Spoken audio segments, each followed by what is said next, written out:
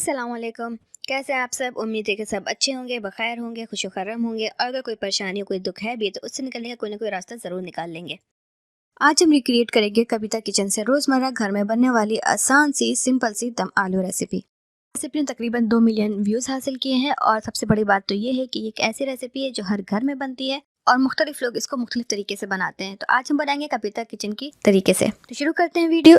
कविता जी ने लिए हैं 700 ग्राम आलू। अगर आपके पास बेबी आलू हैं तो बेस्ट है और अगर बेबी आलू नहीं है तो घर में जो भी छोटे आलू हैं आप उसका इस्तेमाल करें। तो मेरे पास जो आलू हैं वो बहुत ज़्यादा बड़े नहीं हैं तो मैं इसीलिए इनको यूज़ करूंगी। तो आलू मेजर करने के लिए सबसे पहले मैंने लिया है किचन स्केल, उस पर रखते हैं बोल और उसको सेट कर देते हैं 0 पे और अब कर लेते हैं उसको मेजर। तो ये हुआ है तकरीबन 680 ग्राम आलू, जो कि ठीक है। 700 ग्राम हो 680 हो, बात एक ही बनती है। इन आलूओं को धो के और पील करके मैं फिर वापस आती हूँ। अच्छा जी, तो अब क्या करिए, ये इन्होंने हर आलू को चाकू से कट लगा लिया है ताकि मसाले ना अंदर तक चले जाएं।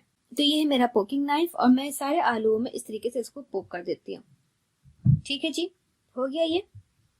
अब चलते हैं कढ़ाई की तरफ। तो कढ़ाई में इन्होंने लिया है आधा कप तेल। अच्छा, तो अब ना आलू को फ्राई करना है। तो जब तेल गर्म हो जाएगा तो हम इसमें आलू अच्छे से हम फ्राई कर लेंगे। तो तेल गर्म हो चुका है, अब इसमें आलू डाल देते हैं। ये आलू थोड़ा बड़ा नहीं लग रहा है ना? मैं इसको 2 हिस्सों में काट देती हूँ। चलिए, बाकी सारे आलू तो मेरे ख्याल से एकदम बराबर साइज के हैं तो इनको काटने की जरूरत नहीं है। ये देखें, ये थोड़ा सा ब्राउन तो हो गया है पर इसको अभी थोड़ा सा हमें और फ्राई करना होगा। इसको थोड़ा सा और फ्राई करते हैं और फिर देखते हैं कि आगे हमको और क्या करना है।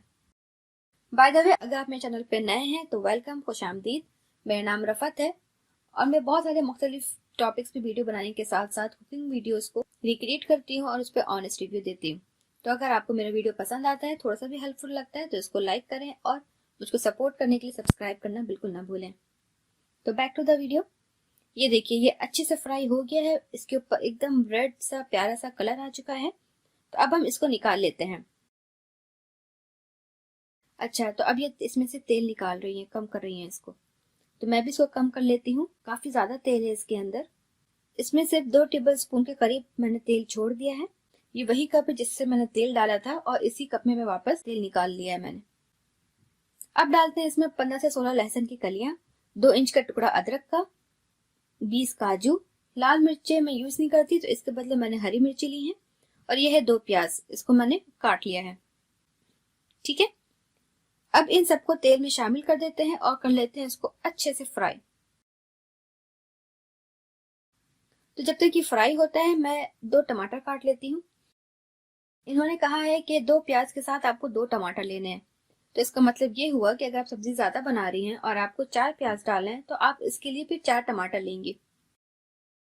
और इन टमाटरों को ना रफली काटना है क्योंकि मेरे ख्याल से ये तो फिर इसी में जाके ना भुनना है इसको। इन सब मसालों को उस वक्त तक भुनना है जब तक कि प्याज जो है सॉफ्ट ना हो जाए। जब तक ये सॉफ्ट हो रहा है मैं आपको आलू दिखा देती हूँ कि ये कितना प्यारा और सुंदर सा लग रहा है, कितना अच्छा फ्राई हुआ है ये देखें, यहाँ अच्छे से प्याज सॉफ्ट हो चुका है। अब इसमें हम शामिल कर देते हैं टमाटर और बिना पानी डाले हमें इसको भूनना है। तो इसलिए आंच धीमी कर दें ताकि ये जले नहीं। तो अच्छा खासा 5 से 10 मिनट हो चुके हैं और इसको हम चेक कर लेते हैं। देखिए टमाटर कितना अच्छा गल चुका है ना, इसका मतलब ये कि ये भुन चुका है। अब हम गैस को बंद करके इसको ठंडा होने के लिए रख देते हैं और फिर इसको हम पीसेंगे। अगर आपने ये गरम गरम मिक्सी जार में डाल के पीस दिया ना तो आपका जो मिक्सी जार है वो फौरन आपको अलविदा कह देगा। एंड आई एम श्योर इस लॉकडाउन में ना इस इजाफी खर्चे को कोई पसंद नहीं करने वाला। तो इसलिए थोड़ा सब्र करें और इसको अच्छे से ठंडा होने दें।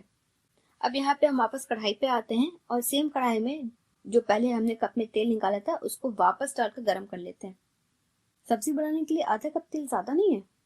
आई विश के तेल का इस्तेमाल थोड़ा कम होता। जो लोग हेल्थ कॉन्शियस हैं या बीमार है या जिनको वेट लॉस करना है तो उनके लिए इतना तेल बिल्कुल भी अच्छी बात नहीं है।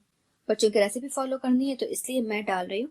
लेकिन अगर आप कम तेल डालना चाहते हैं तो आप कम तेल डालें। जब खाना तैयार हो जाए तो आप ऊपर से ऑलिव ऑयल डाल सकते हैं जो कि हेल्दी होता है बहुत।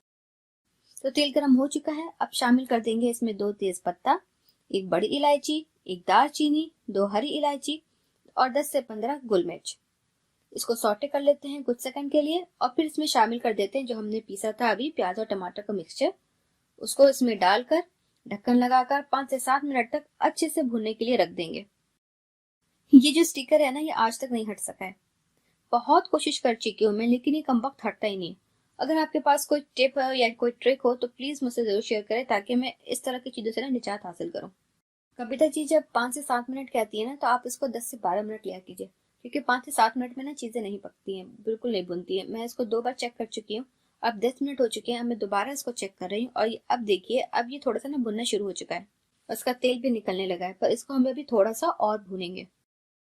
तब 5 मिनट हमने इसको और भून लिया है और अब इसमें शामिल करते हैं हम थोड़े से गरम मसाले। तो सूखे मसाले में हमें शामिल करना है 1 टीस्पून हल्दी, आधा टीस्पून जीरा पाउडर, 1 टीस्पून धनिया पाउडर और आधा टीस्पून आमचूर पाउडर। अब इन सबको अच्छे से हम मिला लेते हैं और धीमी आंच पे इसको भुनने के लिए रख देते हैं। इसको अच्छे से हम ढक देते हैं। 1 सेकंड, नमक कहाँ है? नमक डालना भूल गई है क्या? पता नहीं, कभी कभी इंसान से गलतियां हो जाती हैं, पर मैं यहाँ पे नमक शामिल कर देती हूँ। मैं 1 से 1.5 चम्मच। तो जलने से बचने के लिए मैंने इसमें 2 टेबलस्पून पानी भी ऐड कर दिया और 5 मिनट बाद मैं इसको दोबारा चेक कर लेती हूँ। अच्छा, तो अब देखिए ये बहुत अच्छा भुन गया। कलर भी कितना प्यारा सा आया है ना। हालांकि मैंने लाल मिर्च बिल्कुल भी इसमें शामिल नहीं किया। आपको पता है क्या बात है, अगर आप किसी खाने में तेल ज्यादा डालते हैं और उसको धीमे आंच पे आप उसके मसाले को भूनते हैं, तो आपका कलर भी बहुत अच्छा आता है और आपका टेस्ट भी बहुत अच्छा आता है। बस किसी भी खाना बनाने का ये की पॉइंट है कि आप खाने को धीमे आंच पे बनाएं और उसको खूब भूनें। तो अब चूंकि ये अच्छे से मसाला भुन चुका है, तेल भी इसका निकलने लगा है, तो अब हम शामिल कर देंगे 2.5 कप पानी। तो ये रहा 1 कप और ये 1 कप मैंने मिक्सी जार में डालकर जो भी इसमें कुछ बचा कुचा था सब इसमें से निकाल लिया है। और ये रहा आधा कप। अब इसमें आलू शामिल कर देते हैं और उबाल आने तक इसको अच्छे से ढक देते हैं।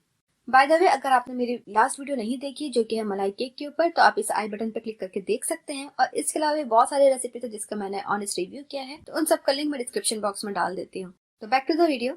ये देखिए, यहाँ उबाल भी आ गया और तेल कितना ज्यादा ऊपर तैर रहा है। तो अब मैं इसमें शामिल कर देती हूँ आधा टीस्पून गरम मसाला और थोड़ी देर के लिए इसको पकने देते हैं, ताकि ये जो गरम मसाला है ये अच्छी तरीके से पूरे खाने में इंटीग्रेट हो जाए। 5 से 7 मिनट तक इसको हम और पका लेंगे, ताकि इसका पानी जो है थोड़ा सा गाढ़ा हो जाए। ये देखिए, ये कितने अच्छे से इसका पानी गाढ़ा हो गया। अब मैं इसमें शामिल कर देती हूँ थोड़ा सा पुदीना, क्योंकि इसके बिना तो मेरा खाना हजम नहीं होने वाला है। अब कर लेते हैं इसको हम सर्व। और ये देखिए कितना प्यारा इसका लुक आया है ना, बहुत अच्छा।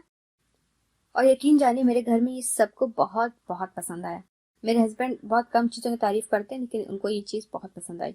बबीता जी, आप कैसे कर लेती हैं? ये कैसे हो सकता है? मतलब क्या करती हैं आप अपने खानों के लिए? कैसे आप इतना अच्छा खाना बना लेती हैं? आपकी हर डिश बहुत अच्छी टर्न आउट होती है वो, माशाल्लाह। अल्लाह ताला आपके हाथों को ऐसी ही बरकत दे और आपके खानों में ऐसे ही जायका बढ़ाते रहे। तो मेरी तरफ से ये रेसिपी एकदम पास है, आप इसको ट्राई करें और अपने घर वालों को खिलाएं, सबको बहुत पसंद आने वाली है।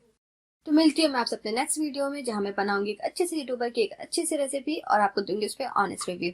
तो आपको अगर मेरी वीडियो पसंद आता है तो इसको लाइक करें, शेयर करें और मेरे चैनल को सब्सक्राइब करना बिल्कुल ना भूलें। इसी के साथ मैं लेती हूँ आपसे इजाजत। अल्लाह आपका हामी और नासिर हो। अल्लाह हाफिज।